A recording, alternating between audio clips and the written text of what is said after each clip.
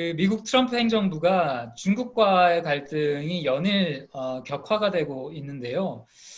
그 미국과 중국 간의 갈등이 결국에는 미국도 지금 대선을 앞둔 상황이기 때문에 자국 경제를 해칠 수 있는 어떤 무역이나 이런 경제 분야로까지 확전을 하진 않을 거다라는 전망이 있는 반면에 결국 미국이 지금 궁극적으로 가고자 하는 노선은 보호주의 강화다. 중국과의 어떤 의존성을 중국과의 관계를 좀 이렇게 떨어뜨리면서 자국 보호주의를 좀 더 강화하려는 궁극적인 목표를 가지고 있다. 이런 진단도 있는데 교수님께서는 현재 미중 갈등을 어떻게 보시고 그에 따른 한국 경제 또는 세계 경제에 대한 영향은 좀 어떻게 보고 계십니까?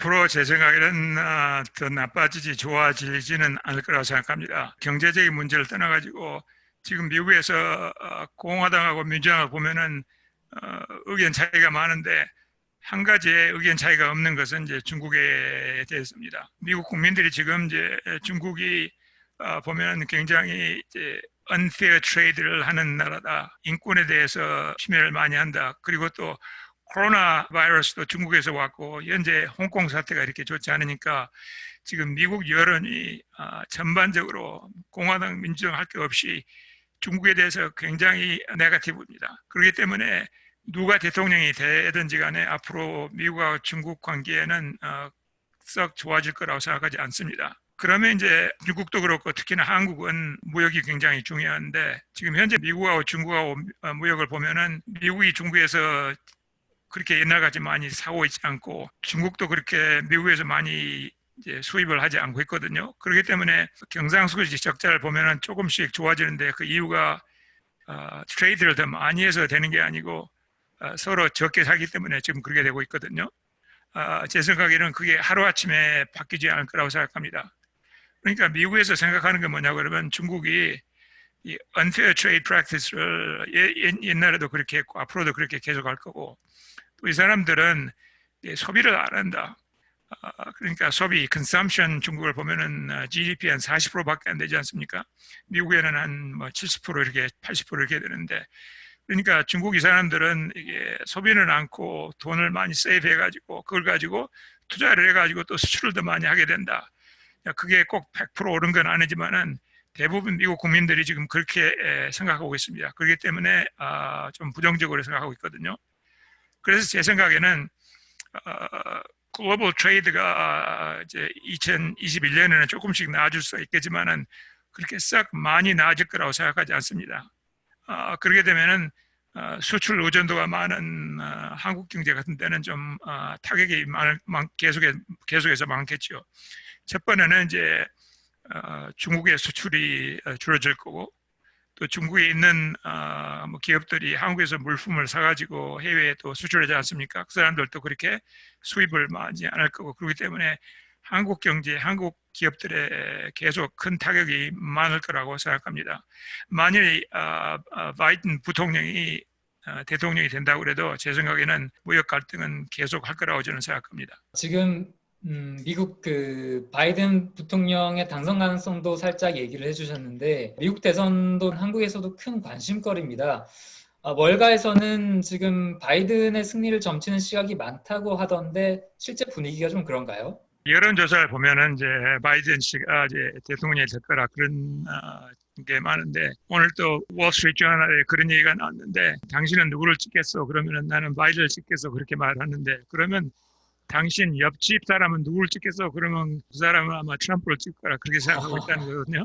그러니까 그 얘기가 뭐냐 그러면 사람들이 트럼프를 찍겠다고 그렇게 전면적으로 나와서 얘기를 하는 걸 좀 꺼려한다는 얘기죠. 그러니까 제 생각에는 물론 이제 여론조사는 트럼프 대통령이 조금 뒤졌지만은 그렇다고 해서 바이든이 대통령이 된다고 그렇게 장담을 할 수는 조금 없다고 생각합니다. 근데 이제 지금 현재는 물론 그럼 이제 여론조사가 옛날에 많이 틀렸지만은 맞다고 생각하면은 그게 경제에 영향이 많이 미칠 거거든요. 예를 들어서 지금 현재까지 바이든 부통령께서 말씀하신 게 뭐냐 그러면 앞으로 10년 동안에 6 trillion dollars 이제 자기가 쓰겠다 여러 가지를 뭐 하기 위해서 그런데 텍스 올리는 것은 지금 아마 3 trillion 달러밖에 이제 생각을 안 해냈거든요. 그러니까 앞으로 이제 세금을 계속 올라가야 한다는 얘기죠.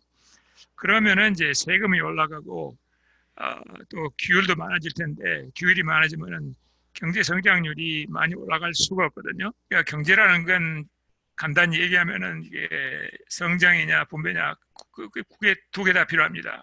미국도 그렇고 한국도 그렇고 옛날에서 미국에서는 이제 레이건 대통령 때는 이제 성장을 중요시했고 오바마 대통령 때는 이제 분배를 더 중요시하고 현재 한국에서도 이제 문 대통령님께서는 이제 분배가 굉장히 중요하다 그렇게 정책을 쏘셨는데 제 생각에는 그게 다 중요하니까 어떻게 세월지를 하느냐 그게 굉장히 중요한 거거든요. 근데 바이든 씨가 대통령이 되면은 제 생각에는 이제 분배가 더 훨씬 중요하게 될 테니까 그래서 세금도 올라야 되고 그러면은 제 생각에는 규율도 많아지고 그러면은 경제 성장률이 많이 올라갈 수가 없습니다. 그래서 이제 그게 저는 제일 큰 걱정이라고 생각합니다. 예를 들어서 S&P 500 증시가 있지 않습니까? 스탁 미국에서. 근데 2020년 금년에 S&P 500 per share earning이 170불 정도 돼요. 근데 내년에 이제 세금이 올라가고 경제 성장률이 줄어진다고 하면은 그게 earnings per share가 150불로 내려갑니다. 그러니까 한 12%, 13% 정도 내려간다고 생각하는 거죠. 그리고 또 한 가지 또 우려스러운 것은 그 미국 민주당이 의회까지 독식을 할 경우에 그런 시장에서 지금 우려하는 것들이 좀 더 극대화가 될 수가 있겠네요. 네, 그렇습니다. 미국에서 역사를 보면은 이제 한 당이 백악관, 상원, 하원을 다 독차지하는 것은 증시에 지금까지 좋지 않았어요. 오히려 파워가 나눠져 가지고 가령 뭐 백악관은 민주당이 갖지만은 뭐 상원의원은 공화당이 가져가지고 서로 견제를 하는 게 그게 지금까지는 오히려 증시에 굉장히 좋아졌거든요. 그러니까 제 생각에는 민주당이 다 썰어가지고 뭐 하원, 상원, 백악관까지 다 장악을 한다고 그러면 제 생각에는 증시는 굉장히 좋지 않을 거라고 생각합니다. 그렇지만 이제 만일에 이제 상원이 공화당이 계속 장악을 한다고 그러면은 그것은 아마 증시에는 좋은 뉴스로 보게 될 겁니다. 교수님, 그러면 한국에 대해서 좀 여쭤보겠습니다. 지금 한국은 코로나19가 다시 한번 크게 좀 확산하면서 많은 사람들의 우려를 키우고 있는데요. 한국 경제를 지금 긍정적으로만 바라보기는 쉽지 않을 것 같습니다. 교수님은 좀 한국 경제 전망을 좀 어떻게 보고 계십니까? 저는 한국 경제에 대해서도 조금 조심스럽게 보고 있습니다. 한국 경제는 이제 수출 의존도가 굉장히 많지 않습니까? 그러니까 이제 금년에 보면은 글로벌 이코노믹 그로스가 한 5% 떨어지고 금년에 월 트레이드가 한 25% 줄어졌거든요. 2019년에 비해서. 그러니까 내년에는 조금씩 나아질 거라고 생각하지만은 크게 나아질 건 없다고 저는 생각합니다. 그러면은 수출 의존도가 많은 한국에서는 그게 거기에서 타격을 받을 수밖에 없습니다. 그게 한 가지 걱정이거든요. 그 다음에는 이제 내수가 중요한데 코로나 사태가 굉장히 이제 좋아진다 그러면은 내수가 더 좋아질 텐데 지금 현재는 이제 뭐 중국에서는 그렇게 되고 있다고 그렇게 보고 있는데 한국에서는 지금 그게 아니거든요. 오히려 이제 코로나 사태가 지금 악화돼 가지고 정부에서 셧다운을 더 많이 하고 만약 그게 계속된다 그러면 이게 내수가 좋아질 수가 없거든요. 그러면 한국 경제 성장률이 많이 올라갈 수가 없습니다. 그렇기 때문에 한국에서도 지금 코로나 바이러스를 어떻게 컨트롤하느냐 그게 경제에 대해서 굉장히 중요하다고 생각합니다. 수출도 안 되고 내수도 안 되고 그러면 경제 성장률이 금년에 마이너스 2%가 아니고 아마 마이너스 3%도 갈 수 있다고 저는 생각합니다. 최근에 한국에서는 부동산 이슈가 굉장히 좀 강해서 한국은행의 유동성으로 부동산 가격이 너무 많이 올랐다라는 비판이 좀 많이 거세거든요. 그래서 한국은행의 어떤 추가적인 완화에도 좀 많이 제약이 있는 것 같습니다. 한국은행은 현 상황에서 좀 어떤 정책을 펼쳐야 될까요? 통화 정책이라는 게 뭐 부동산 시장을 위해서가 아니고 뭐 거시 경제를 봐야 되거든요.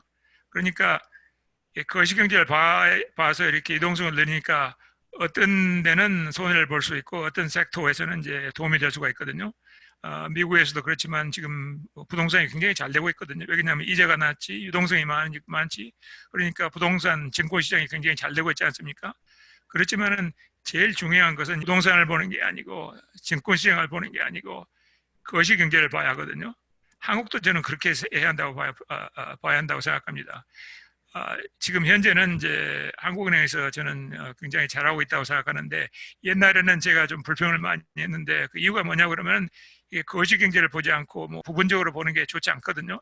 현재는 한국은행도 이제 거시 경제를 봐가지고 지금 현재 상황에서는 별로 좋지 않으니까 아마 유동성을 더 늘려가지고 이자를 지금 뭐 더 내리겠지만 금년에 벌써 이제 75 BP를 내렸지 않습니까? 그래가지고 지금은 이제 0.5%까지 왔는데 제 생각에는 아마 그걸 제로로 가는 게 좋다고 생각합니다. 연준이 마이너스 금리로까지 내릴 수가 있을까요? 파월 의장이 마이너스 금리는 필요 없다고 그렇게 말씀을 벌써 하셨는데 거기에도 이제 여러 가지 문제가 있습니다. 예를 들어서 유럽에서나 일본에서 이제 그 네거티브 금리를 했지 않습니까? 그런데 거기에 대해서 뭐 큰 효과가 없다 이제 그런 평들이 있었고요.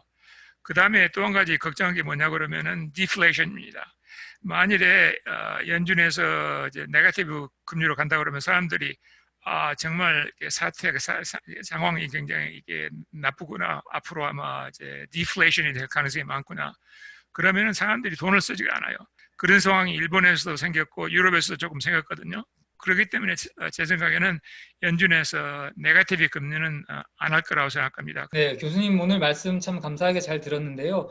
아까도 말씀드렸다시피 한국에서 지금 미국 경제에 대한 그 관심이 굉장히 많습니다. 마지막으로 그 한국에서 그 미국 경제 또는 미국 주식시장을 바라보는 투자자들에게 한 말씀 해주신다면 어떤 말씀을 해주실 수 있을까요? 지금 현재 상황에서는 제가 생각해서는 좀 보수적으로 투자를 해야 한다고 생각합니다. 지금 이제 뭐 IT 테크놀로지 스탁이 많이 올라갔다고 그렇게 말씀드렸고 앞으로도 전망이 좋을 거라고 그러는데 그게 6개월 후에는 다시 뭐 10%, 20%, 30% 내려갈지도 모르거든요. 그렇기 때문에 다양화하는 게 저는 굉장히 중요하다고 생각합니다. 그렇지만 그 중에서 앞으로 이제 계속 그래도 경제 성장률이 이게 IT에 대해서 앞으로 굉장히 발전이 될 거니까 그것은 꼭 어느 정도는 가지고 있어야 된다고 생각합니다. 네, 오늘 말씀 너무 감사하게 잘 들었습니다. 교수님, 감사합니다. 네, 감사합니다. 네. 네.